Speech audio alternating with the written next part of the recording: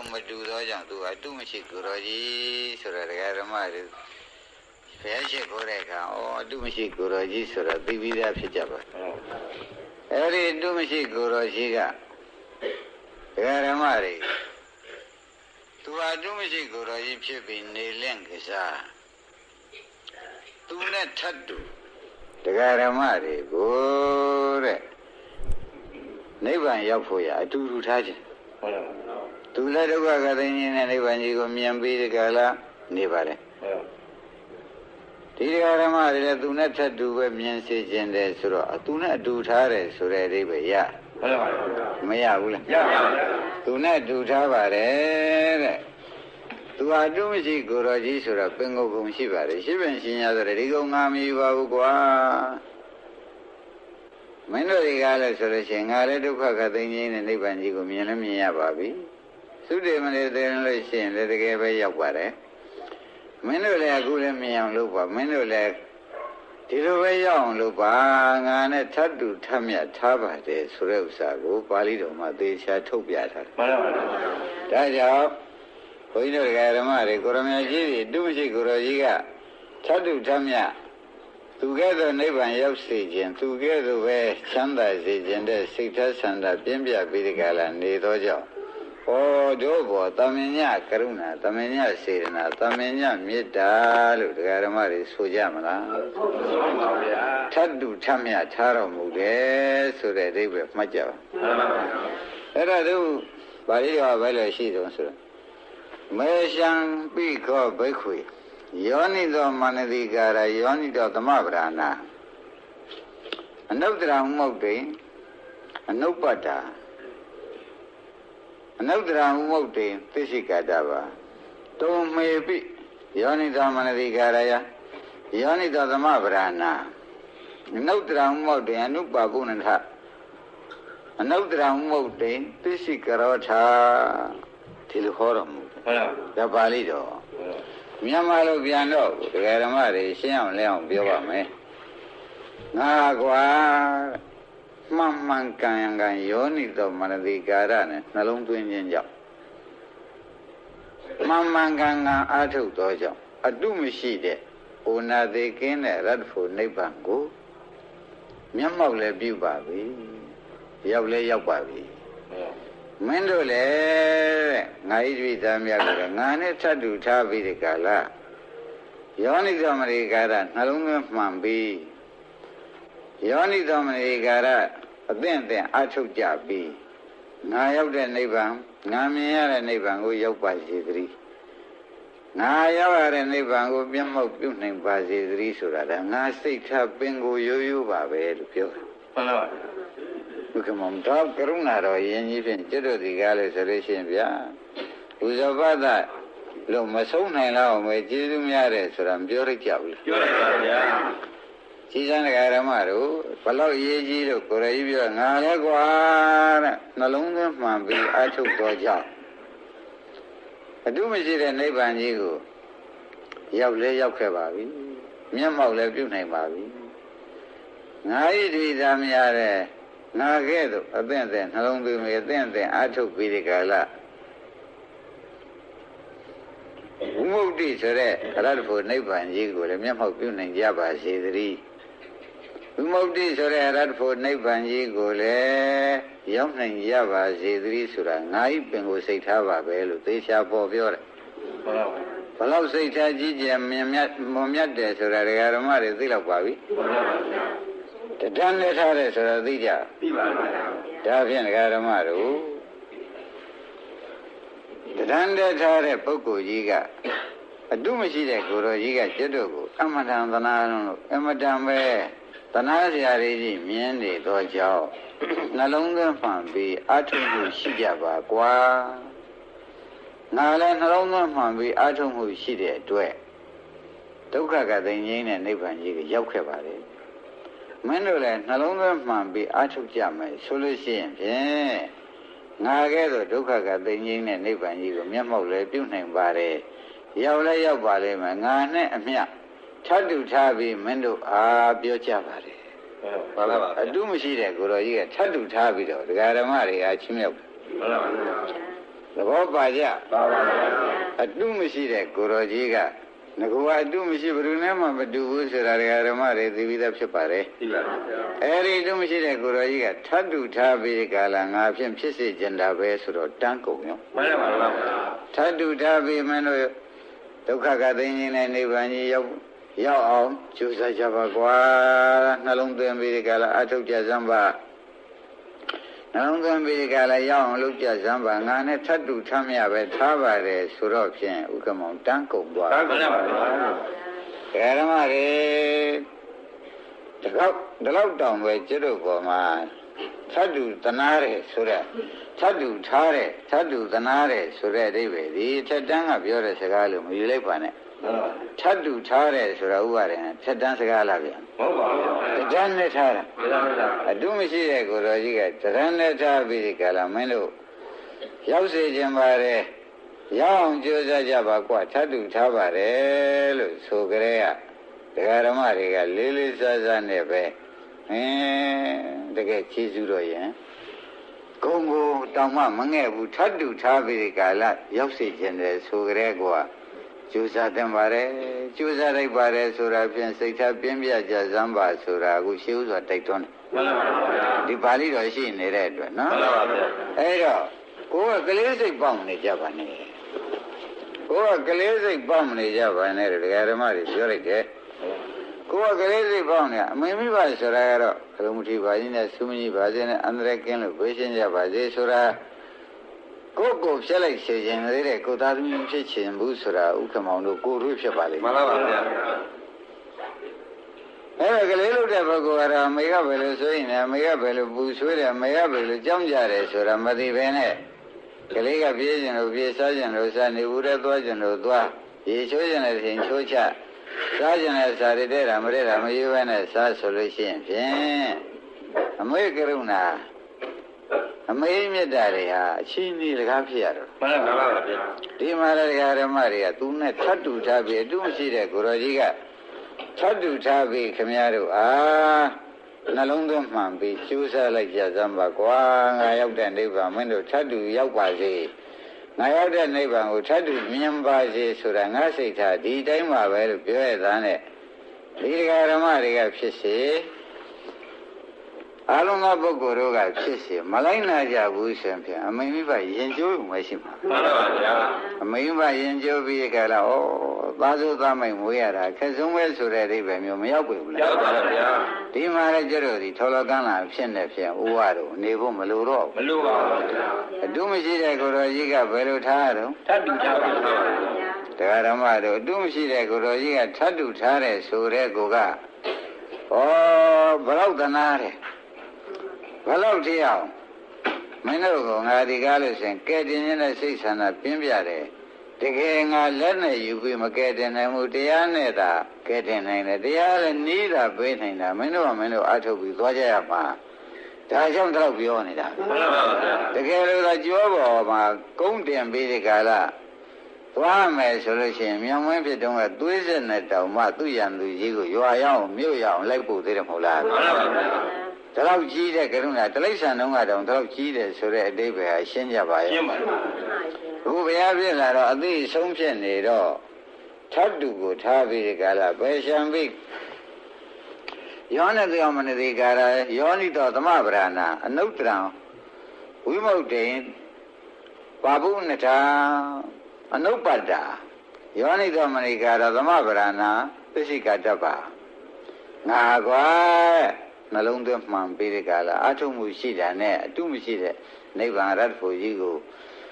ရောက်ခဲ့ပါတယ်တဲ့အသင့်တဲ့နှလုံးသွင်းတာနဲ့ပဲမျက်မှောက်ပြုခဲ့သလိုမင်းတို့လည်းအသင့်တဲ့နှလုံးသွင်းပြီးဒီကလာ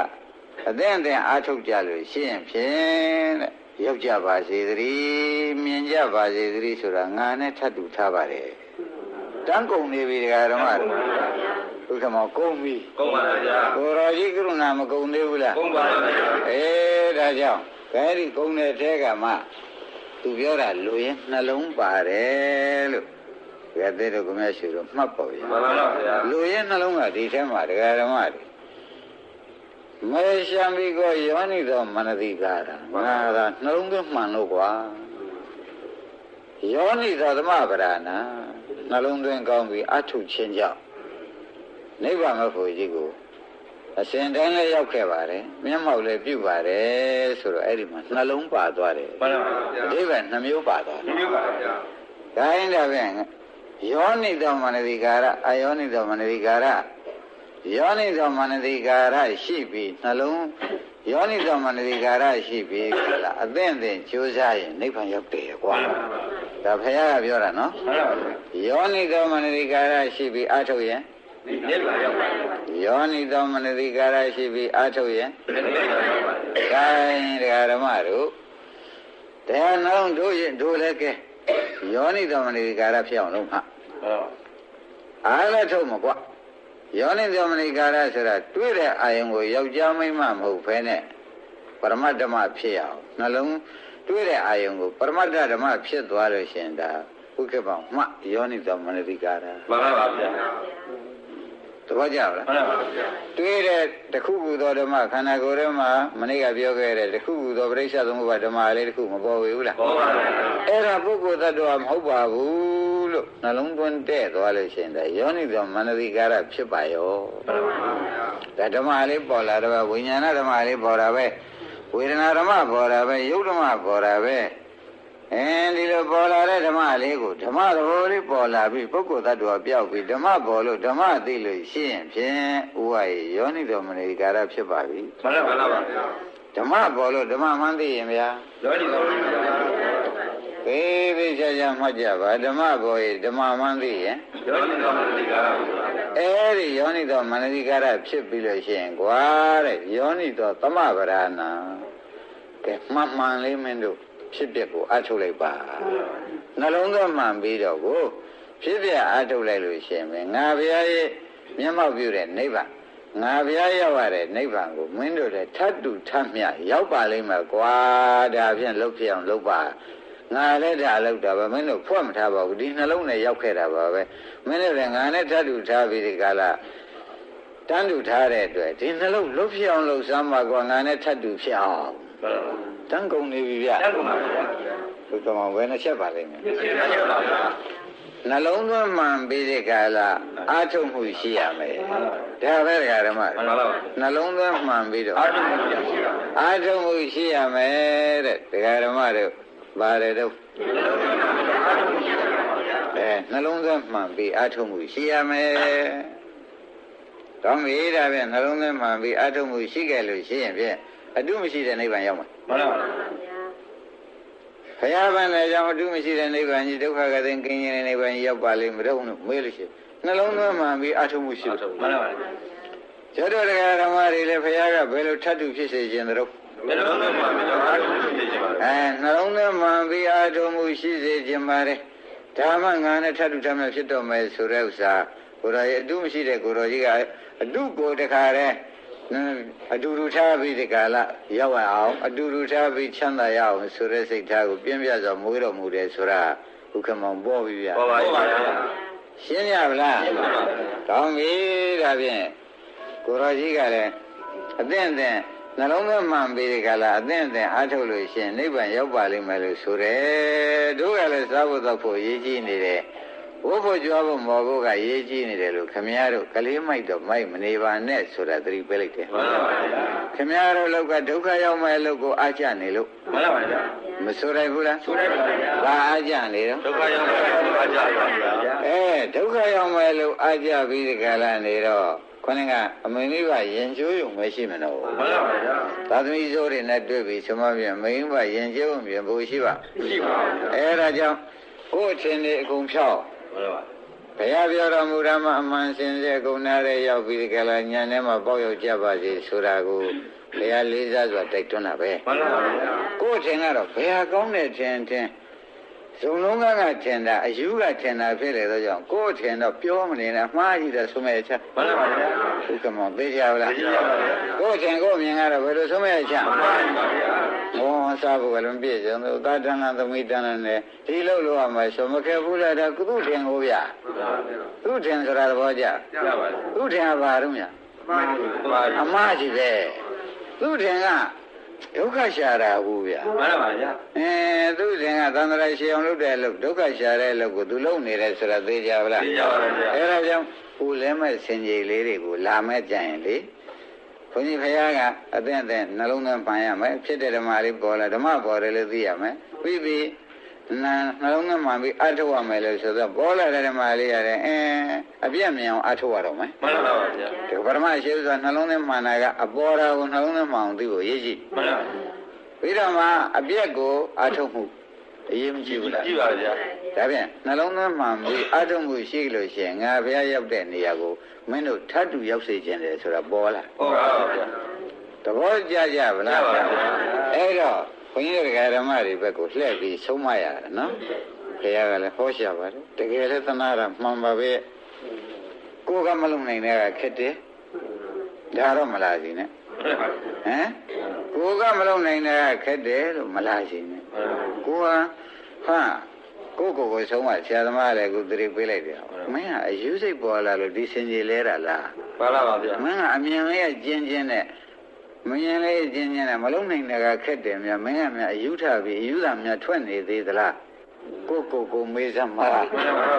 မမေးရဘူးလားမေးတယ်ဟိုကအမလားအမြင်ကျပြီးဒုက္ခတွေရောက်မှဆိုလို့ထပ်တူထမ်းမြထားပြီးကြလားနှလုံးသွင်းမှပြီးအထုတ်လို့ရှိရင်ငါနဲ့ထပ်တူဖြစ်ပါတယ်လို့တကယ်အမြင်ကျတဲ့ပုဂ္ဂိုလ်ကပြောနေတာကိုကမလုံနိုင်တာခက်တယ်ဆိုတော့ကလေးစကားသုံးနေပြန်လို့ရှိရင်ကိုယ့်အကိုဆုံးမကြစမ်းပါနော်မှန်ပါဗျာမင်းဘုရားကမင်းတို့ပုဂ္ဂိုလ်ကိုအမြင်ကျတဲ့ပုဂ္ဂိုလ်အယူလို့အကန်းလို့ဆိုတော့မင်းပြောတဲ့စကားအယူကန်းကထွက်တဲ့အသံအယူကန်းကထွက်တဲ့အသံမင်းမထွက်နဲ့မှိတ်ပြီးလိုက်နာမင်းယူတာမင်းကန်းတာကိုတော့မင်းအမနှုတ်ပိတ်ထားလိုက်ပြအောင်လားလိုက်တော့ဆိုတော့အတင်းမှတွန်းညံ့တော့မှန်ပါဗျာရှင်းမလားအမလေးတရားဓမ္မတွေဇုတ်ကိုပြောနေရတာဘယ်လိုပြောနေရလဲဘယ်နဲ့ကြောင့်ဇောပြောရတော့ဦးကလေးစိတ်မကုန်လို့ရင်းမိဗလားဘယ်နဲ့ကြောင့်ဘုန်းကြီးဇောပြောနေပါလိမ့်ဟုတ်မရတဲ့ကံကိုရမေကြီးကမင်းမကြီးကထပ်တူထားတာရင်ကျိုးကုန်ပါပေါ့ဗျာထပ်တူထားပြီးဒီကာလတခါတည်းကျွတ်တို့အတွက်40တဲ့ကဘာသိများသွားလူအသွေးလူအယိုးလူလည်းလှုပ်လာခဲ့ရသေးတယ်သူဖြစ်လို့ကဲတင်မဲ့လူတွေကခန်းလန်လည်းလှုပ်သေးတယ်ဆိုတော့ဥက္ကမောင်ရင်ကျိုးမြေဖို့ရှိပါမှန်ပါသူရင်ကျိုးတာကတော့ကျိုးပဲစီတော့ကိစ္စမရှိဘူးနိဗ္ဗာန်ဒီအခုဟောနာမထောင်မှုဆိုပြီးသူနေလိုက်ုံမရှိမှန်ပါသူကတော့သူကိစ္စကပြီးသားမနေဘူးလားပြီးသားပါဒီကထော်လာကန်းလန်လှုပ်တယ်လူကဖခင်ကတော့ပြောတာဟုတ်ပါရဲ့ကိုယ်သားနဲ့သမီးနဲ့ဆွေနဲ့မျိုးနဲ့ဆိုတော့ခိတ်ကြီးပဲသာမှုနာမှုတွေနဲ့ဘယ်ကရမလို့ဒီပိုက်ဆံကိုဒီလိုမရှာလည်းဘယ်နဲ့လုံးမလို့ဒီတရားကြီးဘယ်နဲ့လုံးမလို့အစရှင်တဲ့ကလေးစိတ်တွေပေါက်ပြီးပြောချင်တာပြောမှာပေါ့ဗျာမှန်ပါဗျာဘာစိတ်တွေပေါက်အယူစိတ်တွေပေါက်ဗျာအယူစိတ်ကလေးစိတ်တွေပေါက်မနေရဘူးလားပေါက်နေပါဗျာအဲ့တော့ပေါက်လာတိုင်းဥက္ကမောင်တရားကိုတွေးပြအောင်တွေးပါနော်မှန်ပါဗျာမင်းဟာဘာမှမသိတဲ့လူကနေပြီးစင်ကြင်များနေသေးတယ်လို့ကိုမြည်စမ်းပါမှန်ပါဗျာကိုမြည်တွင်ကြစမ်းပါဆိုတော့သတိပေးလိုက်ပါတဲ့မှန်ပါဗျာဘာမှမသိတဲ့လူကစင်ကြင်လဲနေတဲ့ပုဂ္ဂိုလ်ဒုတိယဟိုကမွေကြိုက်လိုက်မယ်လို့ပြောရတဲ့နဲ့ခဏသွားပြရစီအောင်လို့စင်ကြင်လဲနေတာမွေကြိုက်ပြေခြင်းလို့ပဲမှန်ပါဗျာတပည့်ကြရပါတယ်အဲ့ဒီစင်ကြီးမျိုးတွေကိုခင်ဗျားတို့ကလဲနေတာအခုလဲနေတာကအိမ်မှာလဲနေကြတာကတပည့်ကြဒီနေ့ကရကြလေးရှိတယ်သွားအောင်မယ်ပြောကြလေးရှိသေးလို့သွားပြီးဒီကလာမျက်နှာပြလိုက်ရအောင်မယ်အစရှိနေတယ်သူတော်ကောင်းလုပ်တွေကိုတခါတည်းဘုရားရင်ကျိုးတဲ့အသုံးတွေကိုသုံးနေတယ်မှန်ပါဗျာမဆိုရဘူးလားဒါအပြောကောင်းလို့ပြောနေတာမဟုတ်ပါဘူးခင်ဗျားတို့ဘုရားကဒီပါဠိတော်ရှိနေငါနဲ့ဓာတ်တူထားပါတယ်ဆိုလို့ပြောနေရတာရှင်းမလားအသက်ကြီးတဲ့ကမကြီးတွေကတော့ထော်လကမ်းများလှုပ်ရှင်သေးလားမလှုပ်ရှင်တော့ဘူးဒီချိန်မှာထော်လကမ်းလာဆိုရင်ခဲရကြီးရဲကြဟမ်ကဲပါကိုင်းဒါဖြင့်ဓမ္မတော့သူပြောတဲ့အထက်မှာသူနဲ့ထပ်တူထားကြလို့ရှိရင်ဖြင့်ငါနဲ့ထပ်တူဖြစ်ခြင်းထပ်တူအလုပ်လုပ်ရလိမ့်မယ်ဆိုတာလေးနဲ့နှလုံးပါတယ်ဆိုတာဥက္ကမောင်တွေးလိုက်ပြီတွေးလိုက်ပါဗျာဘာလေးတွေးလိုက်ပါလိမ့်မယ်နှလုံးကမှန်ပြီးတဲ့ကာလအထုံးမှုရှိရဓမ္မတို့ဗါတဲ့နှလုံးသွင်းမှန်ပြီးအထုံးမှုပါဗျာနှလုံးသွင်းမှန်ပြီးအထုံးမှုရှိရမယ်အဲ့ဒီလိုဆိုရင်ငါနဲ့ထပ်တူထပ်မြတ်ဖြစ်ပါတယ်ဆိုတဲ့အိဗယ်ဘုရားကတောင်းခံပါတယ် ကဲဒါဖြင့်ယနေ့နှလုံးသွင်းမှန်ကစကြစို့ မှန်ပါ နှလုံးသွင်းမှန်ပြီးအထုံမှုနောက်ကလိုက်ကြစို့ မှန်ပါဗျာ ဒုက္ခမောင်မများပါဘူးတရား မှန်ပါဗျာမရပါ နှလုံးသွင်းမှန်မှုတင်နံပါ မှန်ပါ အာထုံမှုရှိမှု ဘူးတင်ပါပါဗျာ နှလုံးသွင်းမှန်မှု တင်ပါပါ အာထုံမှုရှိမှု တင်ပါပါ နှလုံးသွင်းမှန်မှု တင်ပါပါဗျာ အာထုံမှုရှိမှု တင်ပါပါ အဲ့ဒါဆိုရင်ကွာတဲ့ငါရောက်တဲ့နိဗ္ဗာန်ငါမျက်မှောက်ပြုနေတဲ့နိဗ္ဗာန်သိသိချာချာရောက်ပြီငါရှာမရှိဘူးထပ်တူထားပြီဒီနှလုံးနဲ့မင်းတို့ကိစ္စပြအောင်တခါတည်းငါနဲ့ထပ်တူဖြစ်နိုင်တယ်ဒီနှလုံးနဲ့ငါနဲ့ထပ်တူဖြစ်နိုင်တယ် မှန်ပါ ရှင်းမလား ရပါဗျာ ကဲဒါဖြင့်နှလုံးသွင်းမှန်တဲ့စကားလေးဥက္ကမောင်ပြောချက်စို့ မှန်ပါဗျာ နှလုံးသွင်းမှန်ဆိုတာဒကာဓမ္မတွေနှလုံးသွင်းမှန်ဆိုတာရှားမဟုတ်ပါဘူး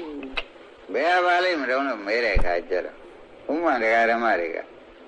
ဒီကနေပြီးကာလဒီရှုစွာဒီနေပလတ်စတစ်ကလေးချလိုက်တယ်မြင်တယ်ဆိုတဲ့စိတ်ကလေးတော့ဘောမှာ ဘောပါဗျာ ဒါပုဂ္ဂိုလ်သတ္တဝါလားမြင်တဲ့ဝိညာဉ်နဲ့ခန္ဓာလား မြင်တဲ့ဘုရားလည်းပါဗျာ အဲ့ဒါနှလုံးသွင်းမှန်တာပဲနှလုံးသွင်းမှန်ပြီဥက္ကမောပုဂ္ဂိုလ်သတ္တဝါကမြင်တာမဟုတ်ဘူးဗျ မှန်ပါ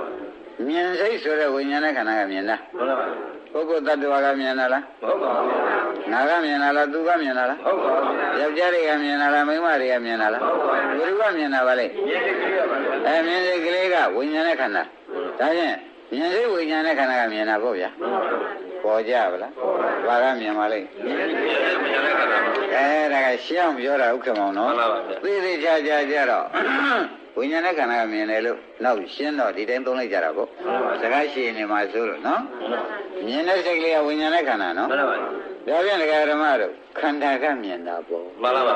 ဘယ်လိုဆိုကြမ ခန္ဓာ လဲဟောခန္ဓာကမြင်တယ်ဆိုတော့ပုဂ္ဂိုလ်တ attva ပြောက်ပြီ မှန်ပါ သူကလည်းပြောက်ပြီဟောဒီလူကစနှလုံးသွင်းမှန်ရမှာပါလားဥက္ကမောင်ရ မှန်ပါဗျာ အခုကြည့်စမ်းဒီကဗလစရိတ်လေးချရတော့အာရုံဓမ္မတွေဝိုင်းကြည့်ကြမြင်ကြရဲ့လား မြင်ပါဗျာ ဘယ်သူကမြင်တာပါလဲ ခန္ဓာကဖြစ်တာ ခန္ဓာကမြင်တယ်ဆိုတော့ဩယောက်ျားကမြင်တာလည်းမဟုတ်မိန်းမကမြင်တာလည်းမဟုတ်ငါကမြင်တာလည်းမဟုတ်ဘူး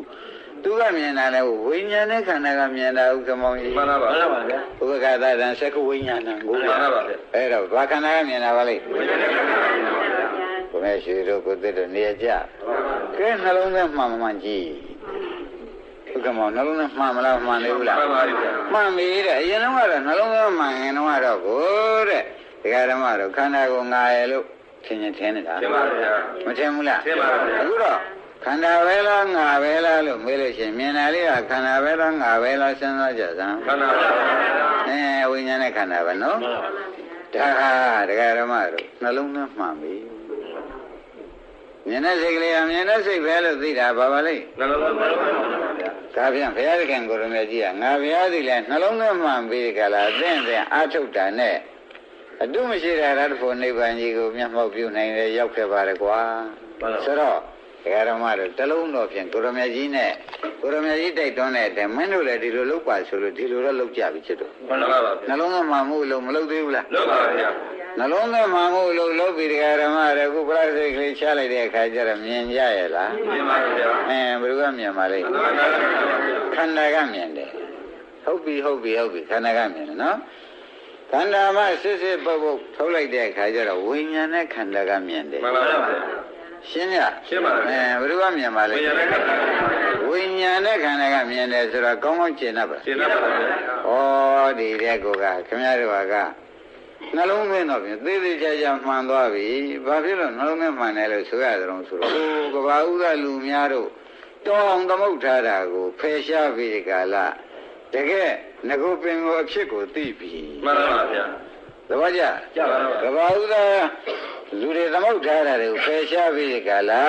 ဘုရားဟောတကယ်ရှိကိုတကယ်သိပြီ မှန်ပါဗျာ မဆိုနိုင်ဘူးလား ဟုတ်တယ်ပါဗျာ ဓမ္မတို့ဒီတလုံးဟာနှလုံးသားမှန်တဲ့တလုံးရတယ်ဆိုလို့ရှိရင်ဖြင့်ဓမ္မတို့ဒုတိယတလုံးရရင်ခိတ်ဆက်ပြီးတော့မယ် မှန်ပါဗျာ ဘုရားသခင်ကိုရမကြီးသည်ပြန်ပြောပါတယ် မှန်ပါ နှလုံးသားမှန်ပြီးအသင့်အားထုတ်တော့ကြောက်နိဗ္ဗာန်မှာကိုရောက်ခဲ့တယ်ကွ မှန်ပါ ငါနိဗ္ဗာန်ရောက်ခဲ့တယ်ကွဘုရားက မှန်ပါ မင်းတို့လည်းနှလုံးသားမှန်ပြီးကြလားအသင့်အားထုတ်လို့ရှိရင်ဖြင့်ငါနဲ့ထပ်တူဖြစ်ပါလိမ့်မယ် မှန်ပါ ဒ ထပ်တူကိုထားတာပဲငါနဲ့ထပ်တူဖြစ်ပါလိမ့်မယ်ဆိုတော့ဒကာဓမ္မတို့အမတမကြီးကျယ်တဲ့စကားလို့ဆိုရလိမ့်မယ်မှန်ပါဗျာမဆိုရဘူးလားကဲဒါဖြင့်ဒကာဓမ္မတို့ခုပလတ်စတစ်ကလေးချတော့မြင်ရရဲ့လားမြင်ပါပါဗျာမြင်တယ်နော်ဘယ်သူကမြင်ပါလိမ့်မှန်ပါအမေခန္ဓာကပါလိမ့်ဝိညာဉ်နဲ့ဟုတ်သားပဲဥပက္ခသတံစက္ခဝိညာဏမှန်ပါဗျာဒီကမောရှင်းလို့ဗျာမှန်ပါဗျာဥပက္ခသတံစက္ခဝိညာဏဆိုတော့ဥပါရင်မြင်ငါမတ္တဝိညာဉ်ပဲဆိုနိုင်ကြဆိုနိုင်ပါဥပက္ခမို့မြင်ငါမတ္တဝိညာဉ်မို့လည်းဒါဝိညာဉ်မို့သိပါတယ်မှန်ပါပါမြင်မှန်းသိတယ်နော်ဒါရင်ဒကာဓမ္မတွေဒါမြင်စိတ်ကလေးကဒီပေါ်တယ်ဆိုကြပါလို့ဗျာခင်ဗျားတို့မျိုးလုံးနဲ့ပေါ်တော့ပဲဒုစရည်ရပြတဲ့အခါမို့ဒါမြင်စိတ်ကလေးလို့မဆိုနိုင်ဘူးလားဆိုနိုင်ပါမြင်စိတ်ကလေးပေါ်လာပြီးဒီကာလငါဗျားတွေလည်းနှလုံးသွင်းမှန်ပြီးဒီကာလအသင်းအားထုတ်လိုက်တဲ့အတွက်ဘုရားဖြစ်သူရောက်လာတယ်နိဗ္ဗာန်ရောက်လာတယ်ဆိုတော့နှလုံးသွင်းမှန်ပြီးအားထုတ်မှုလေးကျတော့လိုက်ကြအောင်စို့မှန်ပါပါမလိုက်ရဘူးလိုက်ရပါပါနှလုံးသွင်းမှန်ပြီးအားထုတ်မှုလေးလိုက်ကြပါအောင်စို့ဆိုတော့ဒကာဓမ္မတို့အားထုတ်မှုဘာလိုက်ရမှာတော့မေးတော့သုက္ကမောဒီအားလေးကြည့်လိုက်တာပါဒီဝိညာဉ်ရဲ့ခန္ဓာလေးကြည့်လိုက်တာပေါ့ဗျာမှန်ပါပါဝိညာဉ်ရဲ့ခန္ဓာလေးကြည့်တော့ဘုရားပေါ်လာတဲ့ဝိညာဉ်ရဲ့ခန္ဓာလေးဟုတ်လားဒီဝိညာဉ်ရဲ့ခန္ဓာလေးကိုနှလုံးသွင်းမှန်ပြီးကာလအသင့်အားထုတ်ရမယ်ဆိုတော့အားထုတ်ပြီးကာလသူဉာဏ်လေးနဲ့ကြည့်လိုက်တဲ့အခါကျတော့ဩဒါလေးကဝိညာဉ်နဲ့ခန္ဓာဆိုတဲ့ဝိညာဏကသိတာခန္ဓာကအစုနော်သိတဲ့အစုလေးဖြစ်ပြီးသိတဲ့အစုလေးဆိုတာကတခြားမဟုတ်ပါဘူးဒီကတော့ဝေဒနာသင်ညာသင်္ခါရနဲ့ပေါင်းစုနေတာဟုတ်ပါဗျာသိတဲ့အစုလေးဖြစ်ပြီးဒီကာလနေတယ်လို့မဆိုနိုင်ဘူးလားဆိုနိုင်ပါဗျာသိတဲ့အစုလေးဖြစ်ပြီးဒီကာလနေပြီးကာလအသင့်အားထုတ်ရမယ်ဆိုတော့ဒါလေးနည်းနည်းလေးမင်းတို့ကနှလုံးသားမှန်ပြီးဒီကလာအားထုတ်လိုက်ပါအောင်ဆိုတော့ဒါလေးကိုအစအဆုံးလေးကြည့်လိုက်ပါအောင်ကွာဟုတ်ပါဘူးရှင်းမလားရှင်းပါပြီဒါလေးခေါင်းကအစတော့ခင်ဗျားတို့ကနှလုံးသားမှန်ပြီးအဆုံးကြောင်လေးကြည့်လိုက်တဲ့အခါကျတော့မှဒကာဓမ္မတို့ကိုယ်မျက်လုံးထဲမှာစိတ်ကလေးကမြင်ပြီးရှိသေးရလားမရှိပါဘူးဗျာမရှိတာလေးကိုမသိလိုက်ဘူးလားသိလိုက်ပါဘူးမရှိတာလေးကိုဒကာဓမ္မတွေကသိလိုက်တဲ့အခါကျတော့မှတဲ့နှလုံးသားမှန်ပြီးအသင့်အားထုတ်လိုက်တော့နှလုံးသွင်းပန္တာကဖြစ်တာသိတယ်မှန်ပါပါအသင်ဆွမ်းပြီးနည်းနည်းအားထုတ်လိုက်တော့ပြတ်တာသိတယ်ဆိုတော့ဖြစ်ပြဒုက္ခသစ္စာသိတယ်မှန်ပါပါသဘောပါကြမှန်ပါပါဘာသိကြလဲဖြစ်ပြဒုက္ခသစ္စာသိပါလေဖြစ်ပြဒုက္ခသစ္စာသိရှိစံတရားဓမ္မတို့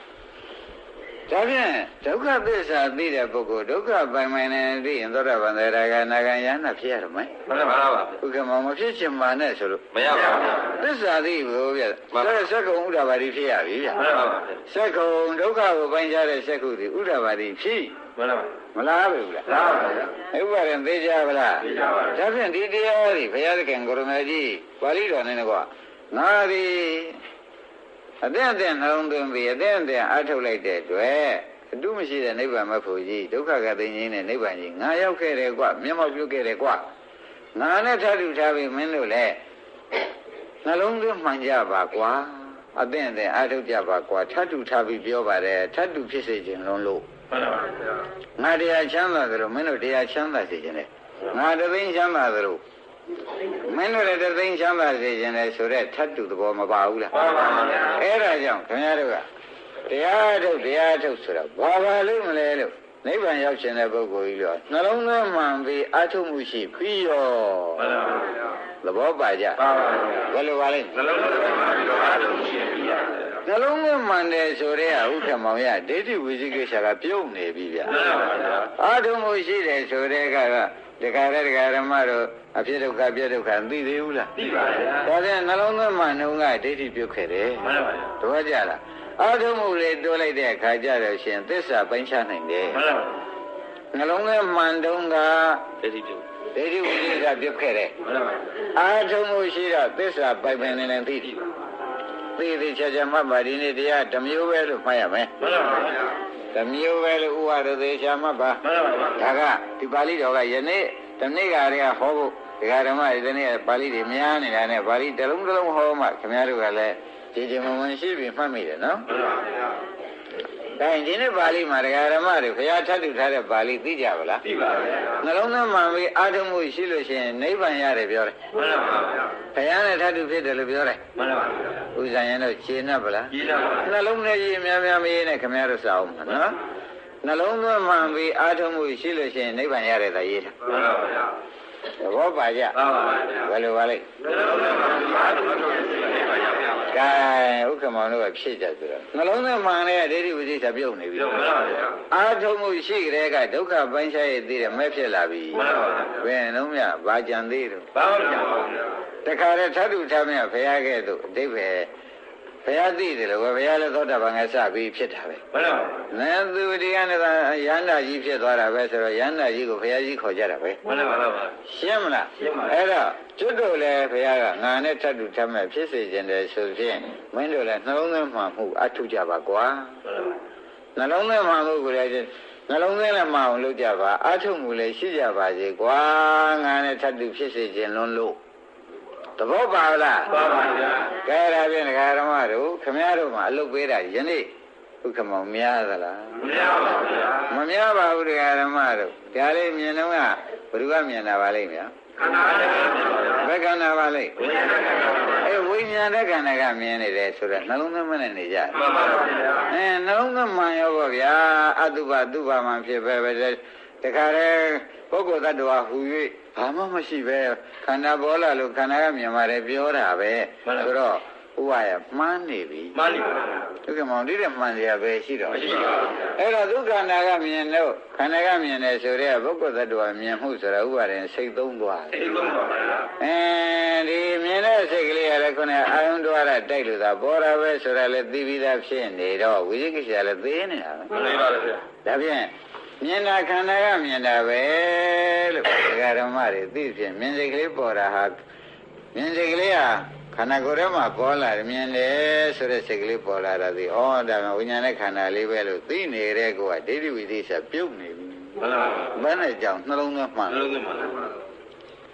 ဥစ္စာရင်ဘာဖြစ်လို့လဲဗျာ နှလုံးသွင်းပါဗျာ နောက်ကဒကာဓမ္မတွေရှင်းတော့ကနှလုံးသွင်းမှန်ငယ်တော့ကတော့ခမည်းတော်ဖြစ်စဉ်ကအာရှိသနာเสียကောင်း မှန်ပါဗျာ အေးငါမြင်ထားခဲ့တယ်အေးငါမြင်ထားတာလေးကိုပြမရပါနဲ့ဒီစေတယ်မှာစစ်ထားခဲ့တဲ့ခါကြတော့ပေါ့လေငါမြင်ထားတာလေးတော့မရပါနဲ့ဆိုတော့တကယ်ကိုငါလောက်သွားတာပဲမလောက်ဘူးလား လုပ်ပါဗျာ အဲ့တော့ငါမှတ်ထားခဲ့ပါတယ်ဆိုတာမပါဘူးလား ပါပါဗျာ မှတ်ထားတာကသင်ညာကမှတ်ထားခဲ့တာဟုတ်လားငါဖြစ်နေတယ် မှန်ပါဗျာ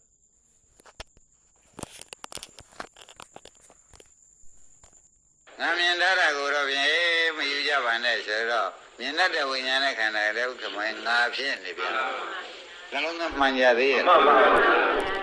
အဲ့တော့နှလုံးသားမှန်တယ်ကိုလည်းကုမဆရာဘုန်းကြီးကပြင်ပေးရဘယ်နဲ့ကြောင့်ရှေးကမပြင်ခဲ့ပါဘူးရှေးကမိဘရေရကတခါတည်းတောက်လျှောက်ကြီးကဒီတိုင်းသင်လာတော့ဒီတိုင်းတက်လာကြတော့ဒါဘယ်နဲ့မှမတတ်နိုင်တဲ့အခြေအနေရှိနေတယ် မှန်ပါဗျာ မဆိုနိုင်ဘူးလား ဆိုရပါဗျာ အခုတော့ပြင်တခါတော့မြင်တယ်ဆိုဘယ်ခန္ဓာကမြင် ခန္ဓာခန္ဓာ ဝိညာဉ်နဲ့ခန္ဓာကမြင်တယ် မှန်ပါ ဘောကြဒီတဲကဝိညာဉ်နဲ့ခန္ဓာကမြင်မှန်းသိတဲ့ကောကဒါပရမဆိုင်သွားပြီဥက္ကမောင်ရဆိုင်သေးဘူးလားခန္ဓာပရမလည်းဗျာ မှန်ပါ ခန္ဓာပရမဆိုင်သွားပြီဒကာဓမ္မတို့ဒါဖြင့်နှလုံးသားမှန်သွားပြီဆိုတဲ့တဏ္ဍပါအောင်မြင်သေးဘူးလား ဟုတ်ပြီပါဗျာ နှလုံးသားမှန်ပြီဒီကလာအသင့်အားထုတ်သောကြောင့်ငါနိဗ္ဗာန်ရောက်ခဲ့တယ်ဆိုတော့ကျွတ်တို့ကကဲနှလုံးသားမှန်ပြီဒီကလာမရှိမပရိပဒါနဲ့အသင့်အားထုတ်ကြအောင်ဆိုတော့ဒါလေးစောင့်ကြည့်တော့ဘုကမောင်ကြီးပြတ်သွားတာပဲ မှန်ပါဗျာ ပြတ်သွားတော့ကိုယ်ဒီဥစ္စာလေးဟာဖြစ်ပြီးပြတ်တဲ့သဘောဒုက္ခသစ္စာသဘောပါလားလို့ကျွတ်တို့ကမသိလျက်ဘူးလား သိလိုက်ရပါဗျာ မသိလျက်ရတာဒီမဲ့ငါးပါးနဲ့သိတာကိုဗျာ မှန်ပါဗျာ မဲ့ငါးပါးနဲ့သိပြီးဒီကလာနေတော့နှလုံးသွင်းမှန်ပြီးဒါအာထုမှုလေးလေးရှိလိုက်ပါရောတခါတည်းမဲ့ဝန်းနဲ့ရောက်လာတယ်ဆိုတာကပေါ်လာ မှန်ပါဗျာ သဘောကျ မှန်ပါမဲ့ဝန်းနဲ့ရောက်တည်တဲ့တပင်နဲ့တဲ့ဒကာဓမ္မတို့ဒါနှလုံးသွင်းမှန်လို့မဲ့ဝန်းနဲ့မရောက်ဘူးလား ရောက်ပါဗျာ ဒါလေးကဝိညာဉ်နဲ့ခန္ဓာလေး မှန်ပါ ဖြစ်ပြီးပြတ်သွားတော့ကိုဖြစ်ဒုက္ခပြဒုက္ခနဲ့ကျုံသွားလေရဲ့လို့မဲ့ခင်ကမသိဘူးလား သိပါဗျာ ဒါပြန်နှလုံးသွင်းမှန်ပြီးဒီကလာဖြစ်ပြနှလုံးသွင်းဖြစ်ပြကိုအားထုတ်လိုက်တဲ့တွေ့ဒကာဓမ္မတို့မက်ဆိုင်သွားတယ် မှန်ပါဗျာ ခုခမောင်ဘာဖြစ်သွား လက်ဆိုင်ပါဗျာ မက်ဆိုင်သွားတယ်ဒါပြန်ကိလေသာမာရင်တော့ကိစ္စရီဒီမဲ့ကောကိလေသာတို့ကိုမာရင်တော့တတ်လျက်ကိစ္စရီနိဗ္ဗာန်သို့သွားရည်ဆိုတော့မက်ကိစ္စဟာဒ တရားဓမ္မတို့ကိလေသာတတ်တဲ့ကိစ္စလည်းသူကိစ္စပဲ မှန်ပါဗျာ ဟုတ်ကဲ့မောနိဗ္ဗာန်ပို့တဲ့ကိစ္စရော သူကိစ္စပါဗျာ သူဘယ်နှကိစ္စပါလဲ ကိစ္စပါဗျာ ကိလေသာတတ်တဲ့ကိစ္စလည်းသူကိစ္စ ကိစ္စပါ နိဗ္ဗာန်ကိုအထုတဲ့ပုဂ္ဂိုလ်နိဗ္ဗာန်ဆောင်ဖို့တဲ့ကိစ္စရော ကိစ္စပါဗျာ ဒါဖြင့်ဒီမဲ့အလုပ်ဟာတရားဓမ္မတို့နှမျိုးအလုပ်လုပ်တော့တယ်ဆိုတာပေါ်လာတယ် ပေါ်ပါဗျာ ပေါ်လာသေးဘူးလား ပေါ်ပါဗျာ ကဲဒါဥဟာကစာပြောပဲရှိပါသေးတယ်ခင်ဗျားတို့လက်တွေ့ပြပါဦးမယ် မှန်ပါ လက်တွေ့ပြပါဦးမယ်ဒီမဲ့ဟာနှလုံးလုပ်တယ်ဆိုတဲ့ဥစ္စာဥပါရင်သေးသေးချာချာကြည့်နော် မှန်ပါဗျာ ကိလေသာကိုတတ်ဖြတ်တယ်မဲ့ကိစ္စ မှန်ပါဗျာ နိဗ္ဗာန်ဖို့ဆောင်တာ ဘယ်ကိစ္စပါ မဲ့ဘယ်နှကိစ္စရွတ်ဆောင်ဒါပြန်အသင့်နှလုံးသွင်းပြီးဒီကလာအသင့်အားထုတ်တဲ့ပုဂ္ဂိုလ်မှာဖြင့်ကိလေသာသေးနိဗ္ဗာန်ရောက်တယ် မှန်ပါဗျာ ဘုကမောရင်နေရာကြိုက်တယ် မှန်ပါဗျာ အသင့်နှလုံးသွင်းမှန်၍အသင့်အားထုတ်တဲ့ပုဂ္ဂိုလ်များမှာကိလေသာသေး၍ နိဗ္ဗာန်ရောက်ပါဗျာ နိဗ္ဗာန်ရောက်တယ်ဆိုတာကိလေသာသေးအောင်လဲမက်ကလောက်တာပဲ မှန်ပါဗျာ နိဗ္ဗာန်ပို့တာလဲ လက်ကလည်း မက်ကပို့တာပဲဆိုတာဒကာဓမ္မတို့လေးလေးစားစားခြေနှပ်ပလား ကျင့်တတ်ပါဗျာ ကောင်းပြီတို့တော့လေစာပြောပဲရှိသေးတယ်ညံပြောညံနဲ့တခါတည်းမြင်ရအောင်ရှင်းပြပါဦးမယ် ဟုတ် ရှင်းပြမယ်ဒကာဓမ္မတို့ဂရုစိုက်ပြီးကြည့်ပါမက်ကိစ္စကူမက်ကင်ကိစ္စဘယ်နှကိစ္စတော့ခဏပြောကဲနှစ်ကိစ္စဟုတ်မဟုတ် ဟုတ်ပါ နှလုံးသွင်းမှန်ပြီးတဲ့ကာလအထုတ်လိုက်တော့ကိုမဲဟာနှစ်ကိစ္စရွတ်ဆောင်သွားတပည့်ကြကဲနှလုံးသွင်းတာမှားကြည့်ကြပါဆိုတော့မြင်တာလေးကငါပဲဆိုတော့နှလုံးသွင်းကမှားပြီ မှန်ပါ ငါဆိုတာကဒိဋ္ဌိမဟုတ်လား ဟုတ်ပါဗျာ ဒိဋ္ဌိဆိုလို့ရှိရင်ဖြင့်ဒကာဓမ္မတို့ဖြစ်စာဒိဋ္ဌိပဲလောဘဒိဋ္ဌိပေါ့ဗျာ မှန်ပါဗျာ တော်ကြကြတော့တဏှာဖြစ်เสียဒိဋ္ဌုပါဒနာမလားပဲ လာပါဗျာ ကိလေသာကိုပထမဒိဋ္ဌိကလေးနောက်တော့ဒိဋ္ဌုပါဒံမလာဘူးလားဥပါဒနာဖြစ်เสียကမ္မဘောမလာပဲဘူးလားဒါဖြင့်တဏှာဥပါဒကံပဲလားပရမကဒိဋ္ဌိတဏှာ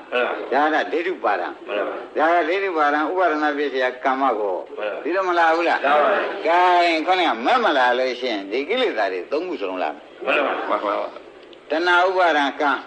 လာမလား လာပါဗျာ လာလို့ရှိရင်ခင်ဗျာတဏှာဥပါဒံကံလာလို့ရှိရင်ဖြင့်နောက်ကလည်းမလာနိုင်တော့သွားဇာတိကြောက်သေးဘူး မှန်ပါ ဇေယမရဏကြောက်သေးဘူး သွားပါ မသွားရပေဘူးလား သွားပါ ဒါဘယ်နဲ့ကြောင့်ဒုံလို့မေးတော့နှလုံးသွင်းကမမှန်အာထုမှုကမရှိတဲ့တွေ့ဒကာဓမ္မတို့သံဃာခရီးကိုဖြင့်ဒိုင်းတိုင်းပြေးပဲလေးပါသွားတော့တာပဲ မှန်ပါဗျာ သိကြပါလား သိကြပါဗျာ အခုကြည်စံဒါဖြင့်မက်ပေါ်လိုက်တော့ဒီကိလေသာတွေကလာသေးရဲ့ မှန် လား ပါဗျာ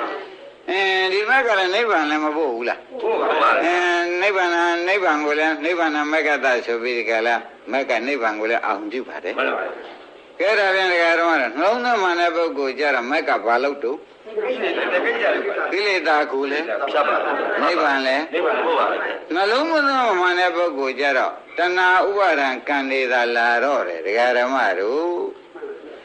သဘောကျ မှန်ပါ တဏှာဥပါဒံကံ ကနေ ပရမဒိဋ္ဌိဒိဋ္ဌုပါဒံဒိဋ္ဌိပါဒံအုပ်စုတဲ့ကံ မှန်ပါ ရှင်းမလား ရှင်းပါ